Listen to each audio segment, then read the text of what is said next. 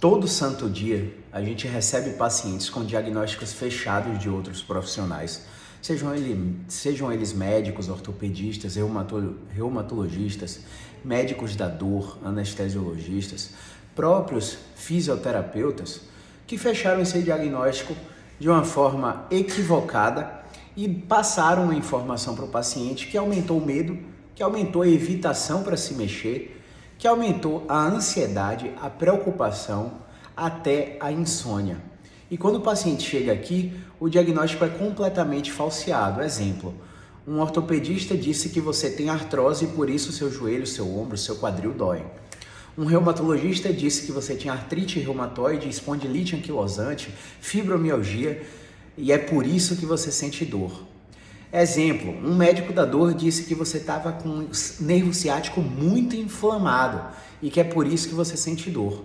E aí quando você chega aqui, a gente encontra um outro diagnóstico completamente incompatível com o que esses profissionais falaram e você começa a melhorar da dor de uma forma que parece mágica, só que não é mágica. Não é mágica. Agora, quando você tem os seus diagnósticos sem serem testados, enquanto ao seu nível de movimentação, vamos dizer assim, acontecem essas coisas. O paciente acha que é artrose, mas a gente bota o movimento e o paciente melhora em 2 meses, em 3 meses.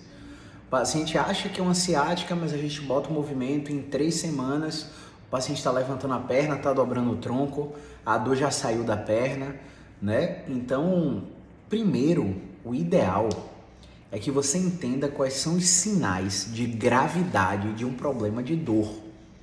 Então, se você tem uma dor na coluna e você perde a força para ficar na ponta do pé, você perde a força para ficar nos calcanhares, você deitado de barriga para cima não consegue levantar a perna reta, abaixo dos seus joelhos adormecem progressivamente, sua dor está cada dia pior, a pior é progressiva e entenda esse progressiva como uma variabilidade negativa da intensidade da dor e da sua capacidade de execução de tarefas. Não existe essa probabilidade de você tive a crise no dia 1, no dia 2 estou melhor, no dia 3 estou pior que o dia 1, no dia 4 estou melhor que o dia 1, no dia 5 eu estou pior que o dia 1 de novo, no dia 6 eu estou melhor do que o dia 5. Não há essa variabilidade, a sua piora é vertiginosa. Quanto mais o tempo passa, pior você fica. Isso é a piora progressiva, que acontece em menos de 1% dos casos. Então, se você tem uma dor e não tem nenhum desses sinais, você não tem sinal de gravidade. Se você não tem sinal de gravidade, você deve ir no fisioterapeuta primeiro, porque o seu diagnóstico não vai ter utilidade clínica, não vai mudar o tratamento que você vai receber. E eu gosto de dar o exemplo do AVC. Se eu tenho um sintoma de AVC aqui, minha boca entorta, eu tenho incapacidade de levantar o braço, meu olho fica torto. Se eu tenho um sintoma de AVC aqui, eu tenho que ir no médico e fazer um exame de imagem. Porque o exame de imagem vai determinar se o meu cérebro está com AVC hemorrágico ou isquêmico. E se for hemorrágico, a gente tem que fazer uma craniotomia para poder descomprimir a pressão intracerebral. Se for isquêmico, eu tenho que tomar um anticoagulante. Se eu tomar o anticoagulante no AVC hemorrágico, me ajuda a morrer mais rápido, né? Então, nesse caso, o diagnóstico de imagem, ele muda completamente o que você vai receber de tratamento. Mas no caso que eu citei de dor, seja ela aguda ou crônica, sem esses sinais, não interessa se é artrose, se é hérnia, se é abaulamento, se é protusão, se é necrose avascular, se é condromalácia patelar, se é síndrome do impacto femoroacetabular, se é síndrome do impacto do ombro, se é desgaste da cartilagem. O diagnóstico de imagem, nesse caso de dor sem sinal de gravidade, não muda o que você vai receber na fisioterapia. Uma coisa que tem que ficar claro para vocês é que o médico determina o tratamento médico, o fisioterapeuta determina o tratamento fisioterapêutico.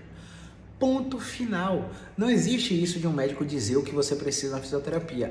20 sessões de cinesioterapia, 10 sessões de eletroanalgesia, 10 sessões de fortalecimento do quadríceps, 10 sessões de fortalecimento da coluna.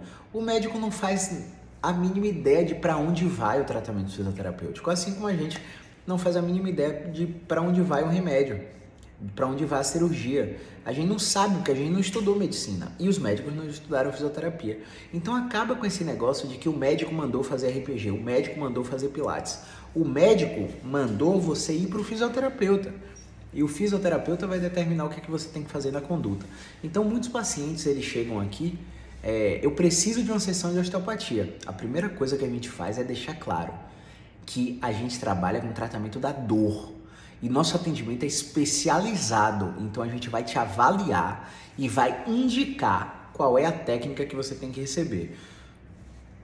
Logo, existe a possibilidade sim de você chegar aqui e não receber a osteopatia, não receber a acupuntura, não receber Mackenzie, não receber PNF, receber a técnica que a gente identificar que você vai receber. Quantos pacientes já não chegaram aqui procurando essas técnicas e receberam terapia cognitiva? Quantos pacientes já chegaram aqui procurando essas técnicas e tiveram que receber terapia de exposição controlada, né? Então, nem a gente sabe o que vai ser ideal para você até te avaliar. Não adianta você mandar seu exame de imagem aqui no direct. Não adianta você contar a sua história, porque quando a gente te examina fisicamente, através de uma chamada de vídeo ou através de um atendimento presencial, de uma consulta presencial, é que a gente define qual é o seu diagnóstico fisioterapêutico. E aí entenda como diagnóstico o simples fato de que você pode estar com hernia de disco, mas para mim você pode ter 14 diagnósticos diferentes, por mais que você tenha hérnia. Você tem fibromialgia, você pode ter 14 diagnósticos diferentes na fisioterapia, independente se o reumatologista disse que é fibromialgia. Você pode ter espondilite anquilosante, sacroileite, síndrome do piriforme. Você pode ter artrite reumatoide, gota, lúpus eritematoso sistêmico. Pra gente, você tem um diagnóstico da sua capacidade funcional, que é uma coisa completamente diferente da do médico. Então, não é melhor nem pior, só é diferente, pessoal. As visões são diferentes, se complementam e você vai receber na fisioterapia o que o fisioterapeuta determinar. Ponto. Então, em suma, muitos pacientes chegam aqui com diagnósticos completamente equivocados de fisioterapeutas, de médicos, e a gente dá um diagnóstico completamente diferente e aborda o paciente para que ele faça o tratamento até o final. Então, não adianta você dizer, e aí, vou operar? Não sei. Porque você pode ser um paciente que falha no meu tratamento, que não faz o que eu peço em casa, que não tem resiliência, que não tem autoeficácia, que tem muito comportamento de medo e evitação, que não aceita ser encaminhado para psicólogo, que não aceita usar a medicação que o médico te pediu, porque sim, em muitos casos aqui a gente encaminha para anestesista, passar medicação, para usar medicação junto com o meu tratamento, e o paciente, eu sou avesso a remédio. Não é assim, pode ser que o seu caso precise do remédio. Claro que a maioria só precisa de movimento e de exercício. Mas existem casos que vão precisar de remédio, existem casos que vão precisar de bloqueio, existem casos que vão precisar de psicologia. Então, cada caso é um caso, beleza? Espero ter desmistificado algumas crenças a respeito do tratamento da dor, a respeito do diagnóstico, de avaliação e do trabalho em si de um fisioterapeuta, né, pessoal? O trabalho do fisioterapeuta é esse. Ele não é um profissional técnico que faz o que o médico manda. Ele é um profissional especialista, graduado, pós-graduado, com várias formações internacionais.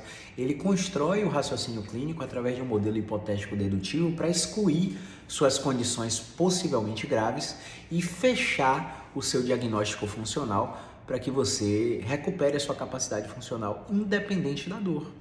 Porque existem dores que te impedem de carregar seu filho no colo, de dirigir, de dobrar o tronco para vestir uma meia.